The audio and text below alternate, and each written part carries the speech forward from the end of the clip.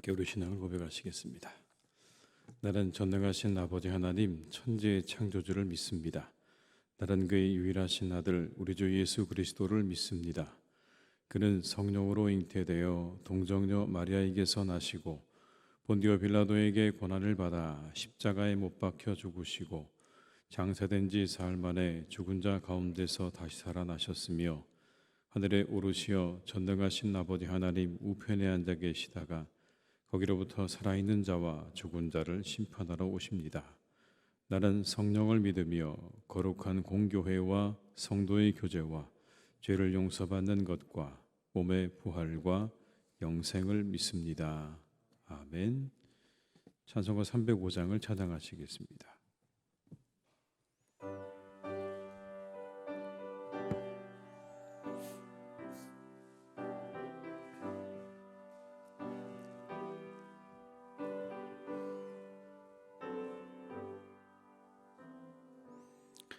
나 같은 죄인 살리신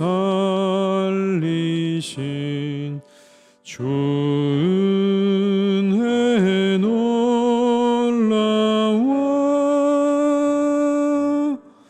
잃었던 생명 찾았고 광명을 얻었네. 큰 죄악에서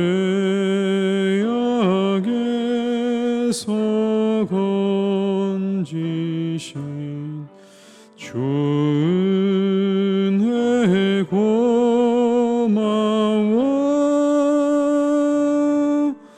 나 처음 믿은 그 시가 귀하고 귀하다. 이제껏 내가 산 것도 주님의 은혜라. 또 나를 장차 본향에 인도해 주시리.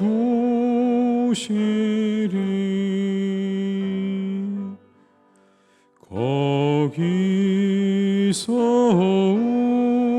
우리 영원히 주님의 은혜로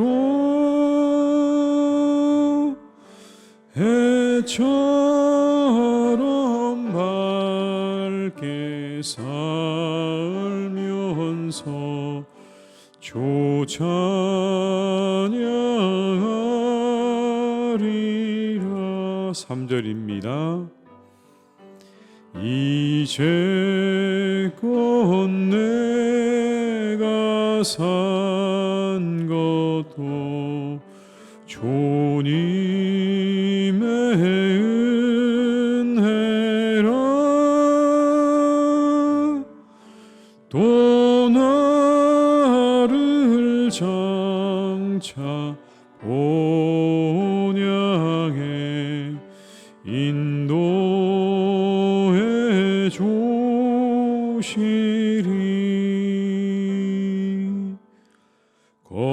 거기서 우리 영원히 주님의 은혜로 해처럼 밝게 살면서 주 찬양하리라.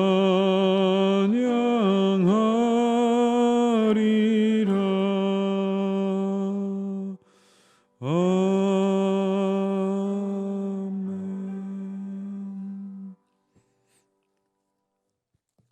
히브리서 1장 1절에서 6절의 말씀입니다. 신약 성경 353면에 있는 히브리서 1장 1절에서 6절의 말씀입니다.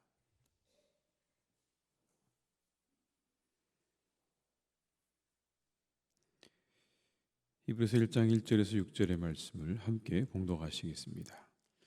옛적의 선지자들을 통하여 여러 부분과 여러 모양으로 우리 조상들에게 말씀하신 하나님이 이 모든 날 마지막에는 아들을 통하여 우리에게 말씀하셨으니 이 아들을 만유의 상속자로 세우시고 또 그로 말미암아 모든 세계를 지으셨느니라. 이는 하나님의 영광의 광채시요 그 본체의 형상이시라. 그의 능력의 말씀으로 만물을 붙드시며 죄를 정결하게 하는 일을 하시고 높은 곳에 계신 지극히 크신 이의 우편에 앉으셨느니라.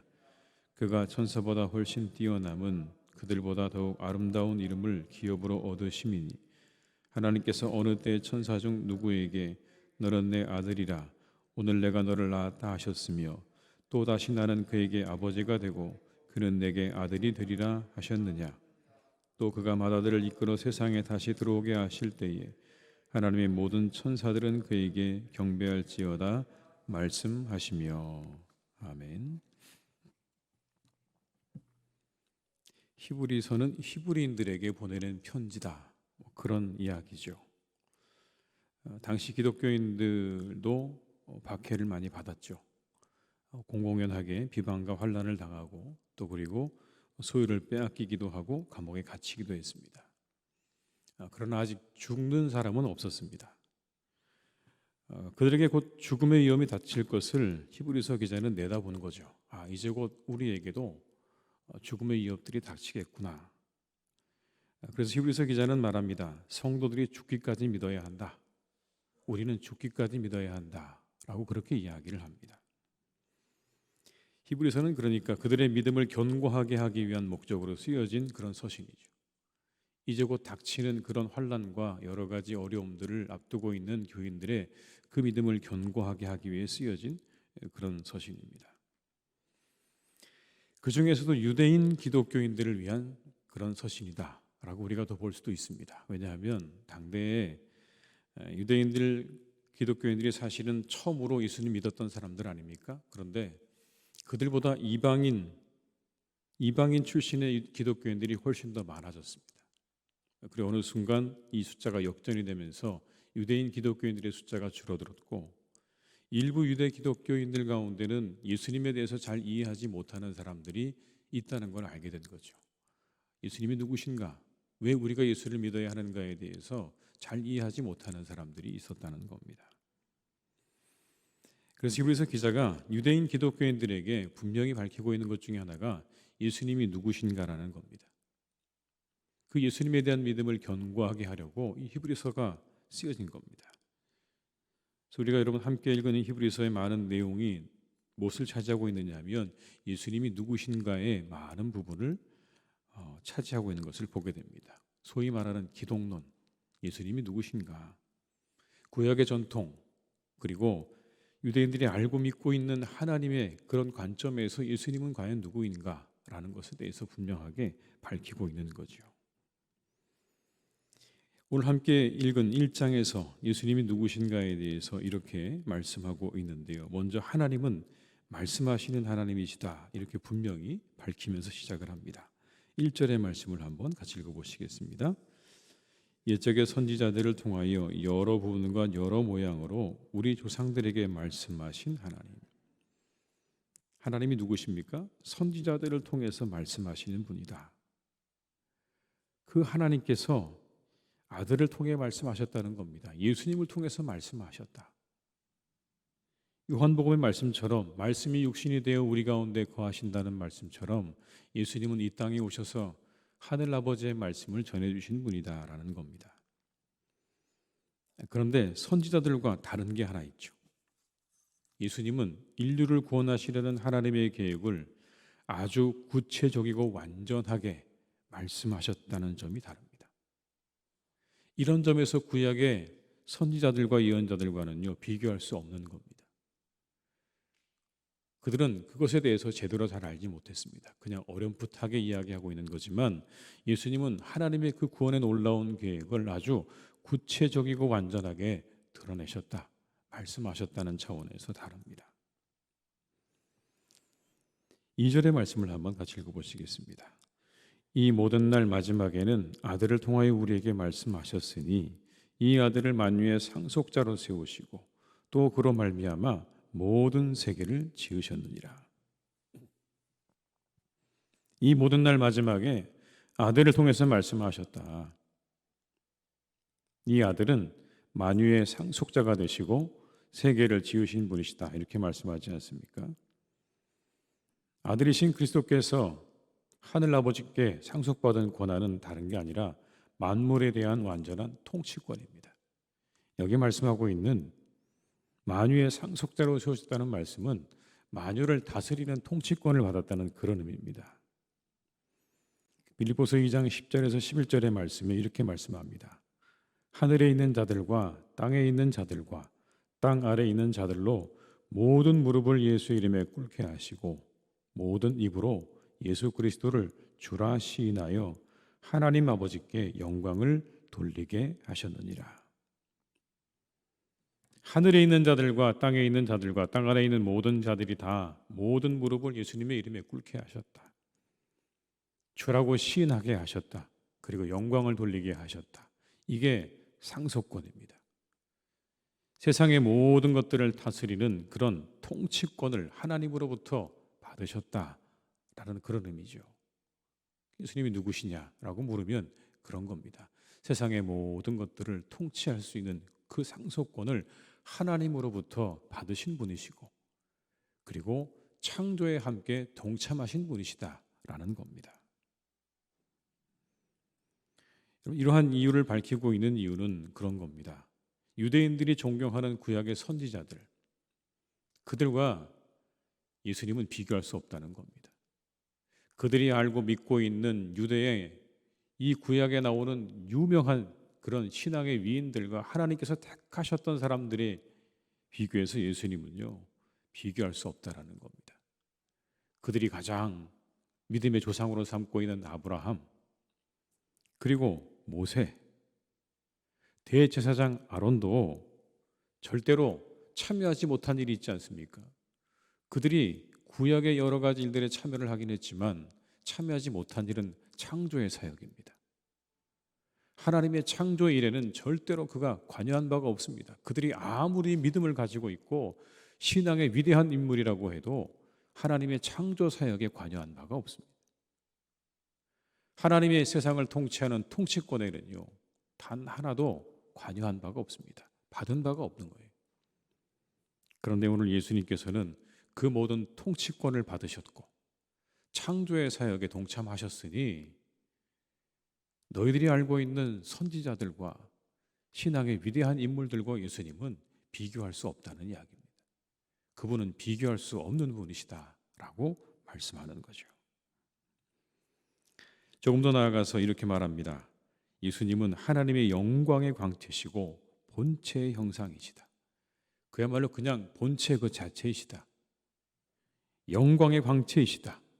우리가 그분을 볼 때 그 영광의 광채를 보는 것이고 우리가 예수님을 볼 때 하나님을 보는 것이라고 그렇게 밝힙니다. 3절의 말씀을 한번 같이 읽어보시겠습니다.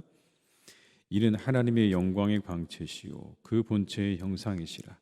그의 능력의 말씀으로 만물을 붙드시며 죄를 정결하게 하는 일을 하시고 높은 곳에 계신 지극히 크신 이의 우편에 앉으셨느니라.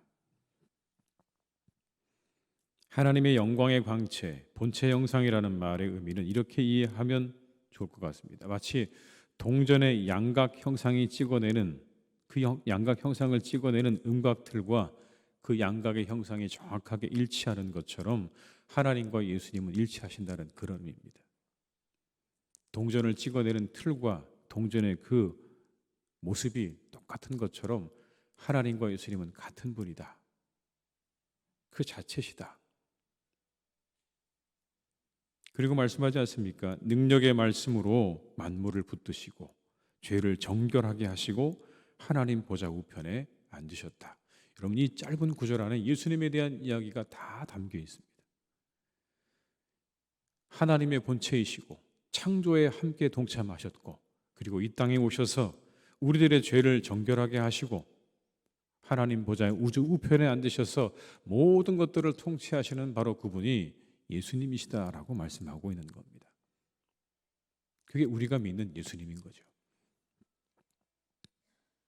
4절부터는 천사보다 뛰어나신 예수님에 대해서 설명을 합니다. 유대인들은 상당수가 천사들을 우상으로 숭배하기까지 믿었습니다. 그들이 그렇게 믿게 된 이유가 있습니다. 자신들이 천사를 통해서 하나님의 뜻을 전해받는다고 믿었기 때문에 그렇습니다. 천사들이 하나님과 인간 사이를 이어주는 중재자라고 여겼습니다. 왜냐하면 구약 성경에 나오는 여러 천사들에 대한 이야기들이 그런 믿음을 심어준 겁니다. 천사가 우리들의 하나님과 우리 사이의 중재자다라고 그렇게 믿었던 거죠. 이것을 염두에 둔 저자가 그리스도를 천사들과 이제 대조합니다. 당신들이 알고 있는 구약의 위대한 선지자들과 위대한 인물들과도 비교할 수 없을 뿐만 아니라 예수님은 당신들이 믿고 있는 천사와도 비교할 수 없는 분이시다라는 겁니다. 감히 예수님은 그 천사와도 비교할 수 없는 분이시다. 4절과 5절의 말씀을 같이 읽어보시겠습니다.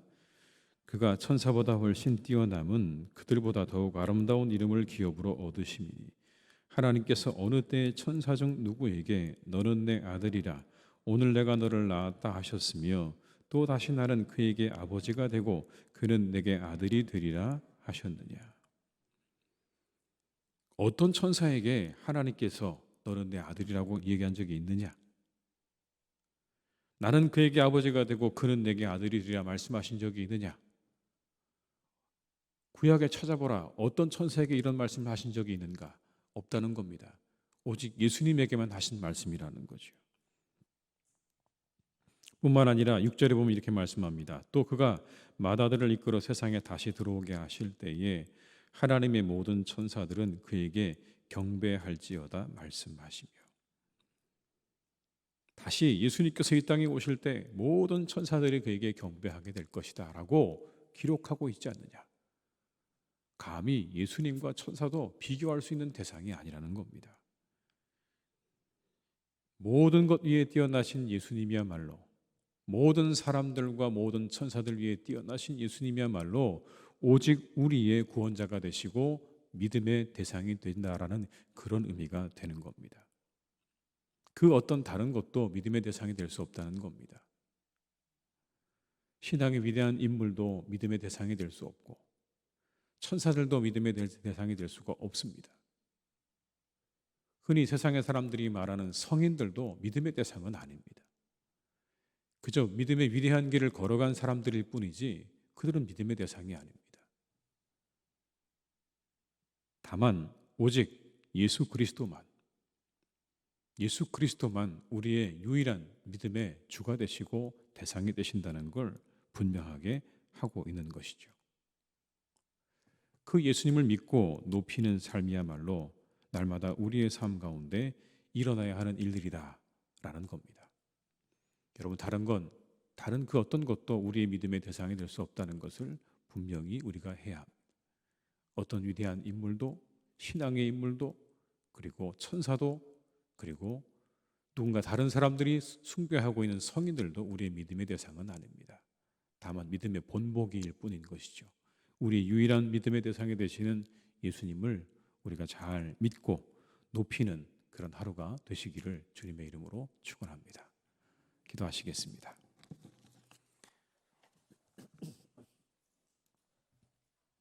아버지 하나님, 우리에게 예수님을 보내주셨습니다.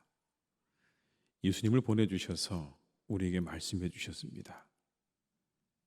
그 말씀은 참으로 놀랍고 신비한 것이었습니다. 어떻게 세상의 사람들을 구원하실지 예수님을 통해 우리에게 친히 말씀해 주셨고, 그리고 그 예수님을 통해서 이루어 주셨습니다. 그 예수님은 하나님과 본체이셨고 세상의 모든 창조의 일에 관여하셨고 지금도 모든 세상의 모든 것들을 다스리시는 우리의 진정한 주가 되십니다. 세상의 그 어떤 위대한 신앙의 인물과도 비교할 수 없고, 그리고 천사들과도 비교할 수 없고, 위대한 신앙의 성인들과도 비교할 수 없는 우리의 진정한 믿음의 주가 되시는 분은 오직 한 분, 예수님밖에 없는 줄 믿습니다. 주님, 우리가 그 주님을 따라가는 삶이 되기를 간절히 원합니다. 우리를 믿음으로 이끄시고 온전케 하시는 그 주님의 뒤를 따라 우리가 걸어가는 믿음의 여정이 되게 하여 주시옵소서. 그 어떤 다른 것도 우리의 믿음의 대상이 될 수 없음을 우리가 다시 한번 확인합니다. 이단들이 이야기하는 그 어떤 인물도 우리의 믿음의 대상이 될 수가 없습니다. 다른 종교에서 말하고 있는 위대한 성인들과 위대한 믿음의 사람들도 우리의 믿음의 대상이 될 수가 없습니다. 오직 한 분 예수님만이 우리의 믿음의 대상이 되는 줄 믿사오니 우리가 이 주님을 높이며 우리의 믿음의 주가 되시는 주님을 따라서 한 걸음 한 걸음 걸어가는 복된 믿음의 발걸음이 되게 하여 주시옵소서. 아버지 하나님, 이 시간 기도합니다. 저 이스라엘과 하마스 사이에 벌어진 이 전쟁을 하나님께서 멈추어 주시기를 간절히 원합니다. 많은 사람들이 하나님 죽어가고 있습니다. 그 일로 인해서 수많은 사람들이 고통을 당하고 있고, 그리고 공포 가운데 있고 염려하고 있습니다. 주님, 이제 그 전쟁을 멈추어 주시기를 간절히 원합니다. 저 둘 사이에 일어난 이 전쟁을 하나님께서 멈추어 주셔서 이제 하나님 모든 것들이 원래의 자리로 돌아갈 수 있기를 간절히 기도하오니 주님, 그 땅의 전쟁을 그치게 해주시고 이 온 세상에 일어나고 있는 많은 전쟁들과 분쟁들에 하나님께서 그 모든 것들을 멈추라 명령하셔서 그 모든 것들이 다시 평화를 되찾을 수 있기를 간절히 기도하오니 하나님, 이 땅 가운데 이 온 세상 가운데 일어나고 있는 많은 전쟁과 분쟁을 이제 멈추어 주셔서 그들이 다시 일상으로 돌아갈 수 있도록 평화로운 세상으로 돌아갈 수 있도록 함께해 주시기를 간절히 원하오니 주여, 세상의 모든 전쟁을 그쳐 주시옵소서. 아버지 하나님, 이 온 세상 가운데 우리가 함께 살아갈 때 참으로 많은 어려움들이 우리에게 닥쳐옵니다. 아버지 하나님, 이처럼 많은 전쟁으로 세상의 많은 사람들이 더욱더 어려움을 겪고 있습니다. 많은 경제적인 어려움들이 우리에게 닥쳐오고 있고, 또 하나님, 또 많은 또 다른 가능성들과 또 다른 위험한 일들이 우리의 눈앞에 있음을 우리가 눈으로 목도하고 있습니다. 하나님, 이 세상의 모든 사람들을 긍휼히 여겨주시기를 간절히 원합니다. 불쌍히 여겨주시기를 간절히 원합니다. 자신들이 무엇을 하는지 알지 못하는 그 무지함 속에 세상은 병들어가고 사람들은 죽어가고 사람들은 고통 가운데 떨고 있는 이 세상을 바라보시며 안타까워하시는 하나님의 그 은혜와 그 긍휼하심이 우리들에게 다시 한번 임하기를 간절히 기도하오니 주여, 오늘도 우리와 함께 하시고 이 온 세상에 함께 하셔서 고통 가운데 있는 이 세상을 하나님께서 건져주시고 그 모든 고통으로부터, 불안함으로부터, 염려로부터 하나님의 이 모든 세상을 건져주시기를 간절히 원하오니 주님의 그 사랑과 긍휼하심으로 우리들을 새롭게 하시고 우리들에게 크신 은혜를 베풀어 주시옵소서. 아버지 하나님, 사랑하는 우리 교회를 또한 주님께서 선하게 인도해 가실 줄 믿습니다. 언제나 하나님 성령과 말씀으로 충만한 교회가 되게 하여 주옵시고 기쁨으로 충만한 교회가 될 수 있도록 하나님이 늘 함께 하시고 인도하여 주시옵소서. 성령의 인도하심으로 우리를 이끌어 가실 줄 믿습니다. 말씀으로 우리를 채우실 줄 믿습니다. 우리가 늘 하나님 말씀에 귀 기울이는 그런 사람들이 되게 하여 주옵시고 성령의 인도하심을 따라 걸어가는 믿음의 여정이 되기를 간절히 원하오니 주여, 오늘도 우리를 지켜주시고 우리의 교회 공동체를 이끌어 주시고 하나님의 은혜 가운데로 날마다 이끄시는 은혜가 우리 교회 가운데 충만하게 있도록 역사해 주시옵소서. 특별히 아버지 하나님, 우리 사랑하는 교우들을 강건하게 붙잡아 주시기를 원합니다. 날씨가 점점 추워집니다. 우리 교우들을 건강하게 해주시되 영혼도 건강하게 해주셔서 그 모든 믿음의 여정 가운데 기쁨으로 살아가시는 복된 삶이 되기를 간절히 원하오니 주여, 이 가을에 우리 교우들의 삶을 평안하게 하시고 강건하게 하시고 하나님 우리에게 주시는 열매로 풍성한 그런 이 가을이 되기를 간절히 원하오니 한 분 한 분, 한 가정 한 가정 주께서 축복하시고 인도해 주시옵소서. 아버지 하나님, 오늘도 우리의 모든 일정을 주님께 부탁드립니다. 모든 일들을 주님께 맡겨드립니다. 우리와 함께 하시는 하나님께서 하나하나 그 일들이 이루어져 갈 때 하나님께 영광 올려드리게 도와주시옵시고 30배, 60배, 100배의 결실을 맺는 이 하루가 되기를 간절히 원하오니 우리의 모든 일을 주께서 주관해 주시고 간섭하여 주시옵소서. 하나님이 은혜로 잘 되는 하루가 되게 하시고 건강한 하루가 되게 하시고 평안한 하루가 되게 하여 주시옵소서. 모든 것을 주님께 부탁드립니다. 오늘도 우리와 함께 하시기를 간절히 원하옵고 우리 환우들을 새롭게 해주시기를 간절히 원하옵고 예수님의 이름으로 기도드립니다. 아멘.